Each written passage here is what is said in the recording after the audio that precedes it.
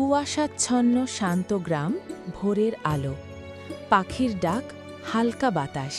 গভীর শান্ত এই গ্রামে থাকত এক সৎ ব্যবসায়ী, নাম তার রহিম। ছোট্ট একটা দোকান ছিল তার, কিন্তু সততার জন্য সবাই তাকে সম্মান করত। একদিন সকালে দোকানের সামনে সে দেখতে পেল একটি অজানা থলি। থলি খুলতেই তার চোখ কপালে উঠল। ভেতরে ছিল একদম ঝকঝকে দামি হীরা। এক মুহূর্তের জন্য তার মনে লোভ জাগল, কিন্তু সে নিজের মনকে শক্ত করল। সে সারা গ্রাম ঘুরে ঘুরে মালিককে খুঁজতে লাগল, কিন্তু কেউ কিছু জানল না এই হীরার মালিককে।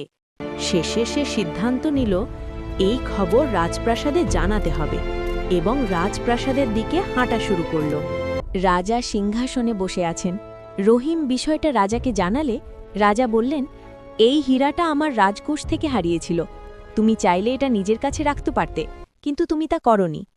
রহিম মাথা নিচু করে বলল, মহারাজ, আমি শুধু আমার দায়িত্ব পালন করেছি।